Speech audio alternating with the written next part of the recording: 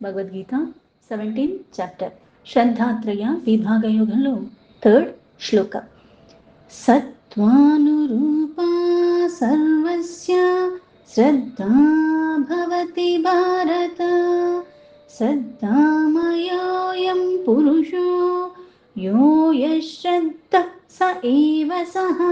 ఏదైతే అర్జునుడు అడిగిన దానికి సమాధానంగా చెప్తున్నాడు. స్వభావం బట్టి వాళ్ళకి కొన్ని పుట్టుకతోనే వస్తాయి అని. అక్కడే మళ్ళీ విశేషంగా కొన్ని మనకి ఉండటానికి, కొన్ని మనం చెయ్యటానికి కారణం ఏంటి అన్నదే ఇక్కడ చెప్తున్నారు. సత్వానురూప, సత్వ అనురూప, సత్వానురూప అంటే వాళ్ళ మానసిక స్వభావానికి అనుగుణంగా. పైగా ఈ స్వభావం నీకు ఎప్పటి నుంచి వస్తుందంటే ఇంతకు ముందు శ్లోకాలో చెప్పినట్టుగా స్వభావజ అంటే పుట్టుకతోనే ఉంటుంది. ఆ పుట్టుకతోనే నీకు ఎందుకు వస్తుంది? ఇక్కడ అనురూప అంటే ఏంటి? ఇప్పుడు ఎలా అయితే ప్రతిబింబం ఉంది, ఆ ప్రతిబింబం దేన్ని కనిపిస్తుంది? నువ్వు అక్కడ నుంచున్నావు కాబట్టి నీదే అక్కడ కనిపిస్తుంది. అయితే ఇక్కడ ఏవైతే చేసి ఉన్నావు, ఆ కర్మల వాసనను పట్టుకుని వచ్చిన కారణంగా మళ్ళీ దానికి తగ్గట్టుగానే నువ్వు అవే ఆచరిస్తూ ఉంటావు. అందుకే వాళ్ళ మానసిక స్వభావము అనుగుణంగా. అయితే ఇక్కడ మానసిక స్వభావం అంటే ఇప్పుడు శారీరకంగా మానసికంగా అంటాం. ఎలా అయితే త్రికరణ శుద్ధి, మనస వాచ కర్మణ, కర్మలు చేసేది ఈ శరీరంతో చేస్తున్నాను, అలాగే మాటలు మాట్లాడుతున్నాను, అలాగే మనస్సు ఆలోచన ఏదైతే మనకి నడుస్తూ ఉంటుందో. అయితే ఏది చేసినా సరే మనస వాచ కర్మణ అంటే శరీరంతోనే ఏదో చేసేస్తున్నాను అనుకుంటాను, కానీ దానికి మళ్ళీ అక్కడ మనసు అన్నది ఏదో ఒకటి చెప్తుంది కాబట్టి దానికి అనుగుణంగా నేను ఈ శరీరాన్ని వినియోగిస్తున్నాను. దానికి తగ్గట్టుగానే నోట్లోంచి మాటలు కూడా వ్యక్తం అవుతున్నాయి. అంటే ఇక్కడ ఏం చేస్తున్నావు, ఎలా చేస్తున్నావు, అలాగే ఏం మాట్లాడుతున్నావు, ఎటువంటి ఆలోచనలు నువ్వు ఆలోచిస్తున్నావు, ఇవన్నీ మళ్ళీ ఈ స్వభావానికి మూలము. అంటే ఒక స్వభావంతో నేను వచ్చాను, ఎందుకంటే కొన్ని జన్మలు తీసుకుని ఉన్నాను, ఆ జన్మల వాసనలన్నీ ఆ కర్మల కారణంగా అవన్నీ మోసుకుని వచ్చావు. అందుకే ఇక్కడ ఒక్కొక్కడిది ఒక్కొక్క స్థితిలో ఉంటుంది. అందరికీ అవే శరీరాలు ఉన్నాయి, అవే కళ్ళు, అవే కాళ్ళు చేతులు అందరికీ అవే ఉన్నాయి. కొంతమందికి బై బర్త్ కొన్ని క్వాలిటీస్ అంటారు, అవి సహజంగా వాళ్ళకి అబ్బినవి. దానికి కొద్దిగా మనకి ఏదన్నా కొంచెం దాన్ని ఇంకా బాగా చేసుకుంటూ వెళ్ళిపోతే ఏమవుతుందంటే వాళ్ళు చాలా బాగా చేస్తూ ఉంటారు. అంటే దాన్ని నువ్వు గుర్తుపెట్టుకోవటం, దానికి తగ్గట్టుగా మళ్ళీ నిన్ను నువ్వు తీర్చిదిద్దుకుంటూ ఉంటే ఎలా అయితే పురోగతి వస్తుందో. అయితే ఇక్కడ కొన్ని స్వభావాలు మనకి ఏవైతే సహజంగా పుట్టుకతోనే వచ్చాయో అవి ఆ మనసు, అంటే ఇక్కడ మళ్ళీ మానసిక స్వభావానికి అనుగుణంగా అన్నది ఏంటి అంటే ఈ మనసు కాస్త ప్రేరణ ఇస్తూ ఉంటుంది. కొన్ని నచ్చుతున్నాయి, కొన్ని నచ్చట్లేదు, కొన్ని ఇష్టపడేలాగా అవుతున్నాయి, కొన్ని వాళ్ళకి శరీరాన్ని తీసుకెళ్లాలనిపిస్తుంది, కొన్ని ఆలోచనలు పరంపర నేను ఎక్కడున్నా అవే నాకు నడుస్తూ ఉంటాయి. అందుకే ఒక్కొక్కరికి ఒక్కొక్క రకంగా ఉంటాయి. అయితే ఈ స్వభావాలు మానసిక అనుగుణంగా ఇవన్నీ చెప్పింది మళ్ళీ ఎవరి కోసము అంటే సర్వస్య అంటే సర్వుల గురించి మాట్లాడారా అంటే లేదు. ఆ సర్వుల్లో కూడా ఎవరికి ఇంతకు ముందు చెప్పినట్టుగా దేహాభిమానం, దేహినాం అంటే ఈ దేహాభిమానం కలిగి ఉన్నవాళ్ళు, ఎవరికి కలిగి ఉంటుంది దేహాభిమానం అంటే కొంచెం అజ్ఞానం అన్న అంధకారంలో ఉన్న వాళ్ళకి దేహాభిమానం. నేను, నాది, నాకు, నీది నీది, అలాగే నువ్వు నీకు, ఇలాంటి దేహాభిమానం. అంటే ఇక్కడ సామాన్యుల గురించి చెప్పింది. జ్ఞానేంద్రియాలు, కర్మేంద్రియాలు, వాళ్ళ అంతఃకరణ అన్నీ కూడా పరమాత్మమయంగా జ్ఞానమయంగా ఉన్న వాళ్ళ గురించి కాదు. ఎందుకంటే ఇది చెప్పిందే దేనికోసం అంటే అసురీ స్వభావాలు. ఆ అసురీ స్వభావాలు ఎవరికి ఉన్నాయంటే సామాన్యులకి, మనకే ఉన్నాయి. ఎందుకంటే ఏది మంచి, ఏది చెడు, ఏది సరైనది, ఏది ధర్మ అధర్మ, అధర్మం ధర్మంలా అనిపిస్తుంది, ధర్మం అధర్మంలా అనిపిస్తుంది, అలాగే చెయ్యకూడనివి చెయ్యాలని అనిపిస్తుంది. అలాగే వాటికి మనం అలవాటు పడిపోయి ఉన్న కారణంగా కొన్ని చేస్తూనే ఉంటాం. ఇప్పుడు కాదు, ఎప్పటి నుంచో అలానే ఉన్నాము. ఇటువంటి సామాన్యుల గురించి చెప్పింది. అందుకే ఇక్కడ సర్వస్య అంటే ఇక్కడ సర్వులు అని కాదు అర్థము. పైగా ఈ సర్వస్యాలో మళ్ళీ అందరిలో కూడా వాళ్ళకు కూడా స్వభావం మానసికంగా వాళ్ళు కూడా ఉంటారు, కాకపోతే వాళ్ళది పురోగతి వైపుగా ఉంటుంది, మంది అధోగతి వైపుగా ఉంటుంది, అంతే తేడా. ఈ సర్వస్య అన్న వాళ్ళు మారాల్సిన వాడు మారాలి తప్పితే సర్వులు అలానే ఉంటారు. కాకపోతే ఈ అజ్ఞానం అన్న అంధకారంలో ఉన్నవాడు జ్ఞానమయంగా వెళ్ళాలి అంటే కొన్ని వదలటం నేర్చుకోవాలి, కొన్ని పట్టుకోవటం నేర్చుకోవాలి. నేను ఇంతే, నా స్వభావం ఇంతే అని మొండిగా ఉండటం వల్ల ఏమవుతుంది అంటే నీకే నష్టం. దానివల్ల ఎవరికి ఎటువంటి నష్టం లేదు. నీ వల్ల కొంతమందికి నష్టం జరగచ్చు నువ్వు చేసే క్రియల వల్ల. కాకపోతే ఆ నష్టంతో పోలిస్తే నువ్వు నీకు చేసుకునే నష్టమే చాలా ఎక్కువగా ఉంటుంది. నువ్వు గమనించుకునే లోపల సర్వం నశించిపోతూనే ఉంటుంది. అందుకే ఇక్కడ సర్వస్య అని చెప్పి శ్రద్ధ భవతి భారత అంటే ఈ సర్వుల్లో కూడా వాళ్ళకి మళ్ళీ ఆ మానసిక స్వభావానికి అనుగుణంగా విశ్వాసాలు ఉంటాయి. శ్రద్ధ అంటే అందరికీ ఒక రకమైన విశ్వాసం కాదు. ఇప్పుడు ఎలా అయితే దేవుణ్ణి అందరూ నమ్ముతారు, భక్తులమే అంటాం. అందులో కూడా మళ్ళీ భేదం చూపిస్తున్నావు కదా, నాకు అమ్మవారంటే ఇష్టం, ఇంకొకరికి అయ్యవారంటే ఇష్టం. పోనీ అయ్యవారిలో కూడా మళ్ళీ కొంతమందికి శివుడు అంటే ఇష్టం, కొంతమంది వినాయకుడు అంటే ఇష్టం, కొంతమందికి ఆంజనేయ స్వామి అంటే ఇష్టం, కొంతమందికి రాముడు అంటే ఇష్టం. మళ్ళీ ఇందులో కూడా మళ్ళీ విభాగాలు చేసినట్టే ఇది శక్తి, ఇది వైష్ణవం, ఇది శైవం అని మళ్ళీ భేదాలు చూపించేస్తూ ఉంటాం. అంటే ఈ శ్రద్ధ భగవంతుడి మీదే అయినప్పటికి కూడా మళ్ళీ ఆ భేదభావం అక్కడ కూడా వస్తుంది. అంటే ఈ శ్రద్ధ పలు రకాలుగా ఉన్నది. పైగా ఈ పలు రకాలుగా శ్రద్ధ ఉండటానికి విశ్వాసానికి కారణం ఏమిటి అంటే మళ్ళీ వెనక్కి వెళ్ళాలి, వాళ్ళ మానసిక స్వభావానికి అనుగుణంగా. ఇలా అందరిలోనూ ఒక్కొక్క రకమైన శ్రద్ధ విశ్వాసాలు ఉంటాయి. అందుకే భవతి అలానే ఉంటారు. అందరికీ ఒక రకంగా కాదు. అదే కన్ను అయినప్పుడు కూడా కొందరికి చాలా స్పష్టంగా కనిపిస్తుంది, చాలా దూరంగా ఉన్నాయి కూడా చాలా కనిపిస్తాయి, కొంతమందికి పక్కనే ఉన్నది కూడా కనిపించదు, కొంతమందికి భూతద్దం పెట్టి వెతికినా కనిపించదు. అవే కళ్ళు కదా, అందరికీ అలానే ఉన్నాయి అంటే ఉదాహరణకి చెప్పుకోవాలంటే లేదు. పోనీ అవి నువ్వు మళ్ళీ ఇంకొకలాగా తీసుకుంటే ఆరోగ్యరీత్యా కొంతమందికి చూపు బాగుంటుంది, పుట్టుకతోనే కొంతమందికి బాగోదు. పోనీ అలా అనుకున్నా. అయితే ఇక్కడ మానసిక స్వభావానికి అనుగుణంగా ఈ విశ్వాసాలు కూడా అందరిలో మళ్ళీ ఒక్కొక్క రకంగా ఉంటాయి. అందుకే భవతి భారత అని చెప్పి శ్రద్ధ మయోయం. శ్రద్ధామయోయం అంటే ఏంటి అంటే ఈ శ్రద్ధ ఎలా అయితే కలిగి ఉన్న వాళ్ళు, మయ అంటే నా మీద, అంటే ఈ పరమాత్మ యందు అంత శ్రద్ధ కలిగి అంటే శ్రద్ధలు చాలా రకాలుగా ఉన్నాయి. అందులో కొంతమందికి మళ్ళీ పరమాత్మ యందు శ్రద్ధ కలిగి ఉంటుంది. అంటే ఏదో ఒక శ్రద్ధ అన్నది అందరిలోనూ ఉంటుంది. అయితే ఈ శ్రద్ధ అన్నది మళ్ళీ పరమ పురుషుడైన పరమాత్మ యందు కలిగి ఉండటము. ఇది ఉండటమే కాకుండా యోయత్ శ్రద్ధ స ఏవ సహ అంటే ఇక్కడ మళ్ళీ ఏదైతే ఇంతకు ముందు చెప్పుకున్నట్టుగా పరమాత్మయందు ఉన్న శ్రద్ధ కూడా మళ్ళీ రకాలుగా ఉంటుంది. దానికి కూడా మళ్ళీ వేరే విధాలుగా ఉంటూనే ఉంటుంది. అందుకే ఈ శ్రద్ధలో కూడా మళ్ళీ అంటే ఇట్లాంటి శ్రద్ధ కలిగి ఉన్నప్పుడు కూడా అందులో కూడా మళ్ళీ వేరు రకాలుగా ఉంటుంది. అందుకే స ఏవ సహ అంటే ఇక్కడ నిజంగా కొన్ని నువ్వు శ్రద్ధలు ఏర్పడుతున్నాయి అంటే వాళ్ళ నిజమైన తత్వం ఏంటి అన్నది అక్కడ తెలిసిపోతుంది. అంటే నీకు ఏ శ్రద్ధ కలిగిందో, ఎలా కలిగిందో, అలాగే నువ్వు దేని మీద చాలా మక్కువగా ఉంటున్నావో దాన్ని బట్టి వాళ్ళు ఎటువంటి వాళ్ళు అన్నది చెప్పచ్చు అని. శ్లోకానికి యథాతథా మీనింగ్ తీసుకుంటే సత్వానురూపా సర్వస్య శ్రద్ధా భవతి భారత శ్రద్ధామయోయం పురుషో యో యశ్రద్ధ స ఏవ సహ.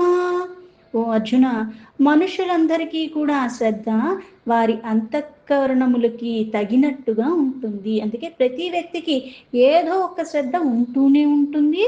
అతని జీవన విధానం అంతా కూడా దానికి అనుగుణంగానే కొనసాగుతూ ఉంటుంది. దాన్ని బట్టి అతడి ఎటువంటి శ్రద్ధ కలిగి ఉన్నవాడు అన్నది మనం తెలుసుకోవచ్చు అని.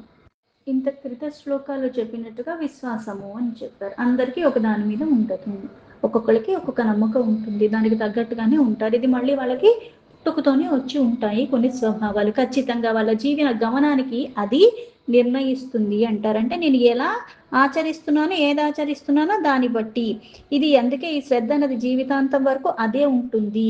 ఎలా అయితే అసురీ స్వభావాల గురించి చెప్పారు, అదే ఉంటుంది అని చెప్తే అర్థం ఏమిటి అంటే నేనేం ప్రయత్నం చేయక్కర్లేదు, అలాగో అదే ఉంటుంది కదా అన్నట్టు వదిలేమని కాదు అర్థం.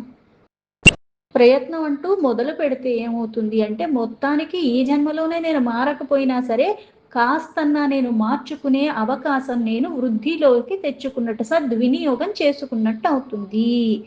ఇది అంతఃకరణ అంటారు. అందుకే బాహ్యానికి శుచిగా ఉండి కొన్ని క్రతువులు చెయ్యమని చెప్పింది కూడా మనకి ఎందుకంటే, అలా ఉండి ఉండి ఉండి కొన్ని చేస్తూ ఉండి, కొన్ని వింటూ ఉండి, కొన్ని ఆచరిస్తూ ఉండి, కొన్ని వాటికి శరీరాన్ని తీసుకెళ్తూ ఉండి, ఇలా చేస్తూ ఉంటే బాహ్య శుద్ధితో పాటు అంతఃకరణ శుద్ధి కూడా మనకి వస్తుంది. అందుకే యద్భావం తద్భవతి, నీ భావన బట్టి మారిపోతూ ఉంటుంది.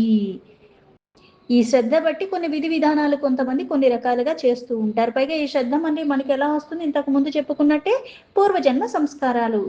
అంటే పూర్వజన్మలో కొన్ని నేను చేసి ఉన్న కారణంగా ఈ అంతఃకరణ శుద్ధి అంటే మళ్ళీ అందులో మళ్ళీ 4 ఉంటాయి: మనసు, బుద్ధి, అహంకార, చిత్త. శతకంలో కూడా ఆయన ఆదిశంకరులు చాలా అంటే ఇది నేను కాదు నేను కాదని అర్థం చేసుకో, పైగా దాన్ని మార్చుకునే ప్రయత్నం చెయ్యి. ఎందుకంటే ఉన్నది పరమాత్మ ఒక్కడే, సర్వానికి మూలమైన వాడు. నా గతికి నా స్థితికి నేనే కారణము. ఈ నేను అన్నది నేను పట్టుకుని ఉన్నంత వరకు కూడా నేను ఇలాగే ఊగిసలాడుతూ ఉంటాను. అందుకని విడవవలసిన విడిచే ప్రయత్నాన్ని నేను గనక మొదలంటూ పెడితే ఏమవుతుందంటే మార్పు వస్తుంది. ఎంత జిడ్డుగా ఉన్న పాత్ర అయితే అంత కష్టపడి దాన్ని తొలగించాల్సి వస్తుంది. అలాగే నేను పట్టుకున్న వాసనల కొద్దీ, కానీ తొలగించగలిగిన వాడు సంకల్ప మాత్రంతోనే సృష్టినే చెయ్యగలిగిన వాడిని నేను పట్టుకునే విధానం బట్టి నాకు ఫలితం మారుతుంది. రేపు మారిపోతానా, ఎల్లుండి మారిపోతానా లెక్కలు వేసుకుని కాదు, మార్పు చెందాలనే భావన నాలో మొదలైన దగ్గర నుంచి దానికి తగ్గట్టుగా మనస వాచ కర్మణకు త్రికరణ శుద్ధిగా. స్వభావం అంతఃకరణకి మూలమైంది, అంతఃకరణ మళ్ళీ స్వభావానికి ఒకటికొకటి ఆధారపడినట్టుగా ఉంటాయి.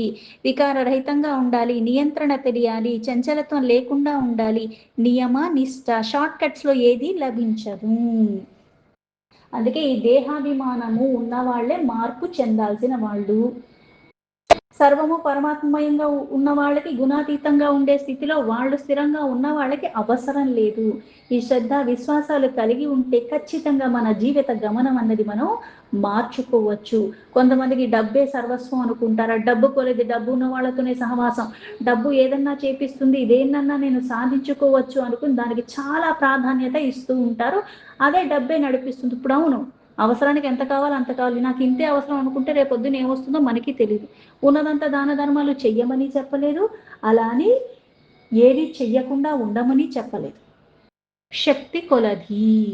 అలాగే కొన్ని కొన్ని చేతి నుంచి వెళ్తూ ఉంటే నీ చేతి నుంచి వెళ్ళిన దానికన్నా నీకు ఊహించని రీతిలో వస్తూ ఉంటాయి.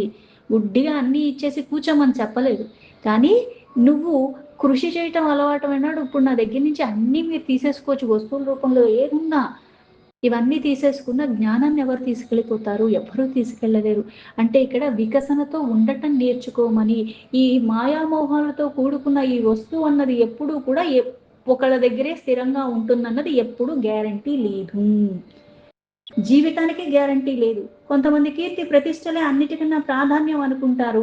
వాళ్ళ శక్తి, సమర్థత, సమయాన్ని అన్నిటినీ దానికోసమే, అంటే వాళ్ళ హోదాలు పెరగాలన్నట్టుగా దానికోసమే వినియోగిస్తూ ఉంటారు. అంటే అదే శక్తి, సమర్థత, అదే శరీరాలు, అదే జ్ఞానేంద్రియాలు, అదే కర్మేంద్రియాలు అందరికీ ఉన్నాయి. మళ్ళీ దాన్ని నువ్వు వినియోగించే పద్ధతి బట్టి నీ నమ్మకం, అంటే నీ శ్రద్ధ, విశ్వాసాల బట్టి మారుతూ ఉంటుంది. ఇలానే ఉండాలని నాకు చెప్పలేదు. ఎందుకంటే మళ్ళీ దేశకాల పరిస్థితులకు అనుగుణంగా, పైగా నీ స్వధర్మం, నువ్వు ఎక్కడ ఉన్నావు, ఏ ఇంట్లో ఉన్నావు, ఏ ఆశ్రమంలో ఉన్నావు, దానికి తగ్గట్టుగా నువ్వు పట్టుకోవాల్సిన అసలైన ధర్మం ఏదైతే ఉన్నదో ఉన్నది ఒక్కడే, ఆ పరమాత్మ.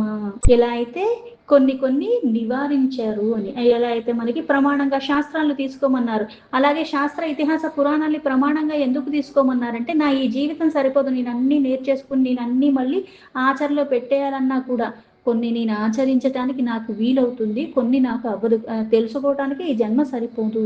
అయితే ఆ పురాణ ఇతిహాసాల్లో కొంతమంది కొన్ని పట్టుకుని కొన్ని ఆచరించిన కారణంగా వాళ్ళకి గతి స్థితి ఏమైందన్నది కూడా, ఎలా అయితే కొన్ని కథలు వింటూ ఉంటే కూడా అందులోంచి మనకి కాస్త ఇది చెయ్యదగింది, ఇది చెయ్యకూడదు, ఇలా చేస్తే అలా అయ్యింది కాబట్టి అది మంచిది కాదు అంటే వినే కొద్దీ, చూసే కొద్దీ, చేసే కొద్దీ మనకి మళ్ళీ అవగాహన ఎలా అవుతుందో, ఎదిగే కొద్దీ ఎలా అయితే మెచ్యూరిటీ వస్తుంది. అలాగా పట్టుకోవలసిన దాన్ని గట్టిగా పట్టుకోవటం, విడవలసిన దాన్ని ప్రయత్నం ఇంకా ఎక్కువ చేసన్నా సరే వదిలించుకునే ప్రయత్నం చెయ్యాలి. ఈ శ్రద్ధ విశ్వాసమే స్వభావం అవుతుంది. మన జీవితం ఒక దిశని అది నిర్ణయిస్తుంది. మానసిక స్వభావం అంటే అన్ని ఆధారపడిన ఒకటికొకటి, ఏది బయట నుంచి ఏదో వచ్చేసినట్టు కదా, అన్నీ నీ లోపల ఉన్నాయి. నీ లోపల ఉన్నదాన్ని నువ్వు తెలుసుకోవటం, దాన్ని సవరించుకోవటం అన్నది నువ్వు చెయ్యగలిగితే మన జీవితం అన్నది వృద్ధి వైపుగా వెళుతూ ఉంటుంది. ఈ మనస్సు, బుద్ధి, అహంకార, చిత్తం అనేవి చాలా జాగ్రత్తగా ఉండాలి. ప్రతి ఒక్కరిలో అవే ఉంటాయి. కాకపోతే మనకి ఉన్న పూర్వజన్మ సంస్కారాల వల్ల ఇవి మళ్ళీ దేని పట్టుకుంటున్నాయి, దేని విడిచిపెడుతున్నాయి అన్నది సమస్య. అందరికీ ఒకటే వచ్చినప్పుడు కూడా అందరూ ఒకదాన్నే పట్టుకోరు, అందరూ ఒకలాగే నిర్ణయాలు తీసుకోరు. దీనికి మళ్ళీ ఒక చిన్న ఉదాహరణ తీసుకోవాలంటే, ఒక పెద్ద బిజినెస్ ఆయన ఉంటాడు. ఆయన ఏం చేస్తాడు అంటే, ఇంకా ఆయనకి ఎలాగో వయసు అయిపోయింది, ఆయనకి ఇంకా ఎలాగో వివాహం అవ్వలేదు, ఆయనకంటూ వారసులు కూడా లేరు. ఎవరో ఒకళ్ళకి దీన్ని మళ్ళీ ఇవ్వాలి కాబట్టి ఇది ముందే చూసుకోలేదు. ఎందుకంటే అక్కడ నాకు శారీరకంగాను అన్ని రకాలుగా కాస్త నాకు వృద్ధాప్యం వైపుగా వెళ్ళిపోతున్నానని గమనించుకున్నాడు. పైగా ఇది ఇంత కృషి చేసి స్థాపించిన కారణంగా మళ్ళీ ఇంకొకళ్ళు మంచి ఒక్క చేతిలో పెడితే ఇది మళ్ళీ చేస్తున్న వాళ్ళకి దీనివల్ల అందరికీ కూడా ఉపయోగపడుతుందని సద్భావంతోనే అనుకున్నాడు. అనుకుని ఒకరోజు అందరినీ మీటింగ్కి పిలిచాడు. అందరినీ పిలిచి, ఇది నేను ఎవరికన్నా ఒకరికి బాధ్యత అప్పచెప్పాలని నిర్ణయం తీసుకోవటానికి 1 సంవత్సరం కాలం గడువు తీసుకుంటున్నాను. అందుకని మీ అందరికీ కూడా నేను ఒక పని అప్పచెప్తాను, అది ఎవరు బాగా చేసుకొస్తే వాళ్ళకి నేను ఈ కంపెనీకి సీఈఓగా పెడతాను అని. ఏమి ఇచ్చాడు అంటే ఒక విత్తనాన్ని ఇచ్చాడు. ఆ విత్తనాన్ని ఇచ్చి ఎవరైతే దీనికి రోజు నీళ్లు పోసి బాగా జాగ్రత్తగా శ్రద్ధగా దాన్ని చూసుకుని పెంచి 1 సంవత్సరం తర్వాత నా దగ్గరికి తీసుకొస్తాను, వాళ్ళని నేను సీఈఓగా చేస్తాను అని. వెళ్ళిపోయారు. అందరూ వెళ్ళిపోయారు. కొన్ని రోజుల తర్వాత అందరూ మాట్లాడుకుంటున్నారు, నాది ఇంత ఎరిగిపోయింది, అంత ఎరిగిపోయింది, దానికి ఇన్ని ఆకులు వచ్చాయి, అన్ని ఆకులు వచ్చాయి, ఇది బలబలో పెరిగిపోతుంది, అసలు నేను కొద్దిగా నీళ్ళు పోసినా సరిపోతుంది, అది ఇది అని. అందరూ దాని గురించి మాట్లాడుకుంటున్నారు. కానీ ఒక వ్యక్తి మాత్రం ఏమీ మాట్లాడలేక ఊరుకున్నాడు. ఎందుకంటే తను పెట్టింది ఏమో పెరగట్లేదు, వీళ్ళేమో పెరుగుతుంది అంటున్నారు, నా ఒక్కడికే పెరగట్లేదు, ఏం చెయ్యాలి అని పాపం రోజు ఇంకా శ్రద్ధ ఎక్కువ పెట్టాడు. ఎన్ని చేసినా సరే అందులోంచి మొలకన్నదే రావట్లేదు. ఇంకా చేసేది ఏం లేదని ఊరుకున్నాడు. అలాగా 1 సంవత్సరం గడిచిపోయింది. గడిచిపోయాక అందరూ వాళ్ళ వాళ్ళ మొక్కలను అందరూ తీసుకొచ్చారు. తీసుకెళ్ళాడు. కాకపోతే ఇందులో మొక్క లేదు. ఎలా ఉందో అలాగే దాన్ని తీసుకెళ్ళి అక్కడ పెట్టాడు ఆ కుండీని. ఆయన అందరివి చూశాడు. వాళ్ళందరూ నాకంటాడేమో, నాకంటే అందరికన్నా నాదే బాగుంది, నాదే బాగుందని అనుకుంటున్నారు. ఆయన వచ్చిన తర్వాత అసలు కుండీలో ఏ మొక్క లేకుండా వచ్చిన ఆయన చూశాడు. చూసి ఆయన దగ్గరికి వెళ్ళి ఇంకేం మాట్లాడకుండా వెంటనే నిర్ణయానికి వచ్చేసాడు, ఈయనే మనకి కాబోయే సీఈఓ అని చెప్పాడు. వాళ్ళందరూ ఆశ్చర్యపోయి మళ్ళీ తగాదాకు వచ్చినట్టు, అదేంటి మా మొక్కలు ఇంత బాగా పెరిగినాయి కదా, మీరు చెప్పినంత సంవత్సర కాలం మేము చాలా జాగ్రత్త తీసుకుని మరీ దీన్ని పెంచాము అని. ఈరోజు పైగా అందరివి వచ్చినాయి కానీ ఆయనకు అసలు మొలకే రాలేదు, ఆయనకి ఎలా ఇస్తారు మీరు అని. అప్పుడు ఆయన నవ్వుతూ చెప్తాడు ఏంటంటే, నేను ఇచ్చిన విత్తనం అందరికీ కూడా ఉడకబెట్టింది ఇచ్చానంటే, ఉడకబెట్టిన దాంట్లోంచి మొలక వచ్చే అవసరం కానీ అవకాశం రెండూ లేవు. అయితే నేను ఏదైతే ఇక్కడ సీఈఓగా సంవత్సరం తర్వాత ఎదిగిన మొక్కను తీసుకొస్తే ఇస్తానని చెప్పింది గుర్తుపెట్టుకున్నారు తప్పితే, ఈ విత్తనంలోంచి మొక్క వచ్చే అవకాశం లేదని ఒక్కళ్ళు కూడా నిజాయితీగా వచ్చి నాకు చెప్పలేదు. కనీసం ఆ సంవత్సర కాలం అన్నా వేచుండన్నా సరే, అలా అన్నా వచ్చి అప్పుడన్నా నిజాయితీగా చెప్పాలి కదా, పోనీ ముందన్నా అడగాలి కదా. రెండూ చెయ్యలేదు. కానీ తిను ఆ సంవత్సర కాలం ఊరుకున్నాడు, ధైర్యంగా అలాగే వచ్చాడు, ఆ నిజాయితీతోనే అక్కడ అదే పెట్టి ఉంచాడు. ఇటువంటి వాళ్ళు అవసరము. అంటే ఏదో లాభం వస్తుందని అడ్డదిడ్డంగా ఎప్పుడు పడితే అప్పుడు అన్నట్టుగా చెప్పిందే చేసాము అన్నట్టుగా అనిపిస్తుంది తప్పితే, అందులో మూలమైనది ఏదైతే పట్టుకోవాల్సిన ధర్మాన్ని విడిచిపెట్టటము. అలాగే కొన్ని స్వభావాలు కొన్ని మనం ఎందుకు చేస్తామంటే మన స్వభావం అటువంటిది కాబట్టి. అయితే నా స్వభావం ఏంటో ఎవరికీ తేనె పూసిన కత్తిలాగా నేను ఏదో వెన్నపూసినట్టు మాట్లాడచ్చు, బోల్డ్ చెయ్యొచ్చు. కాకపోతే నిజంగా నేను ఏమనుకుంటున్నాను, ఏం చేస్తున్నా అన్నది 24 గంటలు నేను నటించలేను. ఎప్పటికప్పుడు వచ్చేస్తుంది. పైకి దురుసుగా మాట్లాడుతున్నారు కదా, 4 అనేస్తున్నారు కదా అంటే వాళ్ళేం చెడ్డవాళ్ళు అనుకోవటానికి లేదు.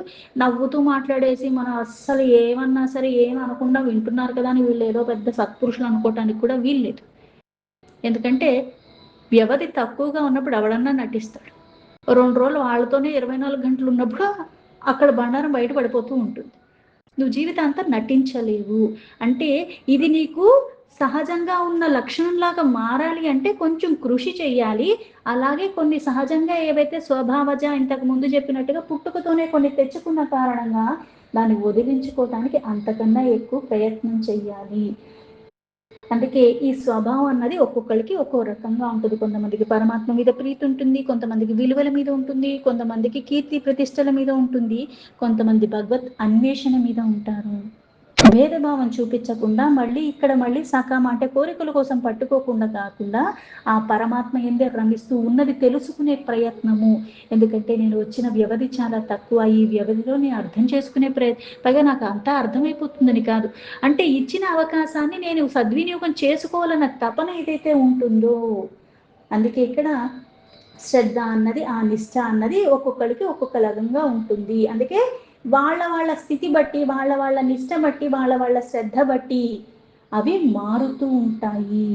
అందుకే ఎలా అయితే గుణాతీతంగా ఉన్న పరమాత్మ అంతా అన్నిటా అందరిలోనూ అదే రూపంలో అంతే పరిమితిలో ఉన్న పరమాత్మ అయినప్పటికీ కూడా మనలో ఈ మార్పులు, ఎందుకంటే సాక్షిగా ఉన్నాడు. ఇంతకు ముందు చెప్పినట్టుగా నువ్వు చేసే దేనికి సంబంధం లేదు, లోపల ఉన్నాడు, చూస్తున్నాడు, ఏం చేస్తున్నావు, ఎలా వ్యవహరిస్తున్నావు అన్నీ గమనిస్తున్నాడు.